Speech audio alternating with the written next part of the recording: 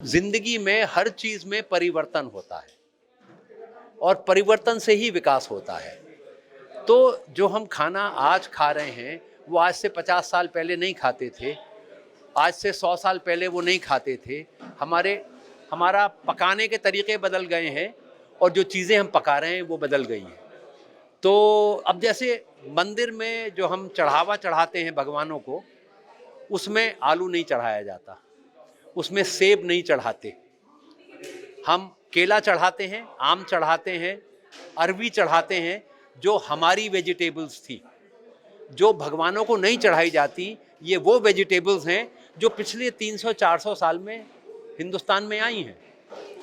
तो इन चीज़ों के बारे में बात कर रहा था कि कैसे ज़िंदगी में लगातार परिवर्तन होता है, हमारे खाने पीने में कितने परिवर्तन हो गए हैं और जैसी चीज़ें बाहर से हिंदुस्तान आई हैं ऐसे हिंदुस्तान से बाहर गई हैं। काली मिर्च सारी दुनिया में गई, वो सारी केला यहाँ से उड़ीसा से तो हज़ारों लोगों को लेके गए अंग्रेज़ और उनको मॉरिशस में और वेस्ट इंडीज़ में वहाँ बसाया गया शुगर केन की खेती के लिए।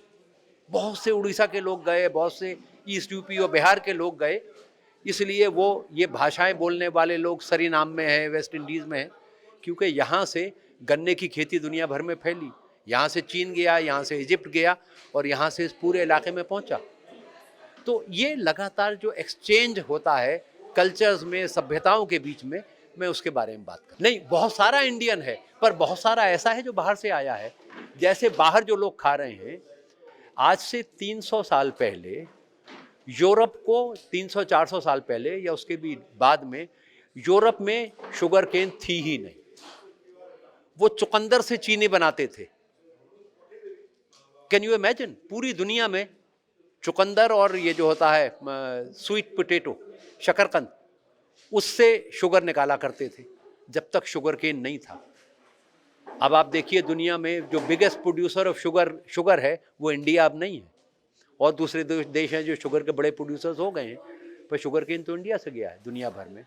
तो दुनिया भर में खाने को लेके जो परिवर्तन हुए हैं उसमें शुगर का जो कंट्रीब्यूशन है वो हिंदुस्तान का है। जिसे हम छैना कहते हैं, वो पोर्चुगीज से पहले हिंदुस्तान में था ही नहीं। उसके बाद, उससे पहले कोई और स्वीट होगी जो इस पे जगन्नाथ के मंदिर पर चढ़ाई जाती होगी, उसे रसगुल्ला कहते होंगे, ये संभव है।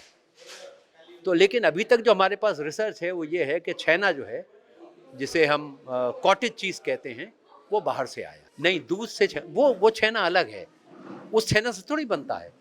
दूध को फाड़ के छैना बनाते हैं ना। गाय से तो वो छैना जो मिलता है तो जब गाय बच्चा देती है उसके बाद तो उसको कुछ दिन के बाद वो ठीक दूध देने लगती है, और वो छैना तो बछड़े के लिए ज़रूरी है। उससे हम सारा मिठाई बना लेंगे तो बछड़ा क्या पिएगा, है ना? हाँ, उसे हाईजैक कर लेते हैं। तो लेकिन ये जो दूध को फाड़ने की जो प्रोसेस है, उससे वो हमारे यहाँ बाद में आई। हमारे यहाँ फटा हुआ दूध इम्प्योर समझा जाता था, तो उसको हम खाने में इस्तेमाल नहीं करते थे। जब ये प्रोसेस आई, जब ही छैना बनना शुरू हुआ। जब छैना बनना शुरू हुआ तो उसके बाद रसगुल्ला बना। हमारे यहाँ सिला हुआ कपड़ा अपवित्र समझा जाता था। उसमें जिस कपड़े में कैंची लग जाए, लोहा लग गया, तो वो अपवित्र होता था। अभी आप देखिए बहुत सारे टेम्पल्स हैं जो सिला हुआ कपड़ा पहन के एंट्री नहीं देते हैं। साउथ में तो बहुत सारे टेम्पल हैं।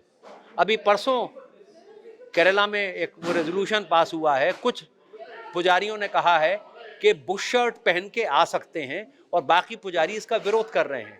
केवल अंग वस्त्रम या लुंगी वेष्टी पहन के आ सकते हैं, सिले हुए कपड़े पहन के नहीं आ सकते।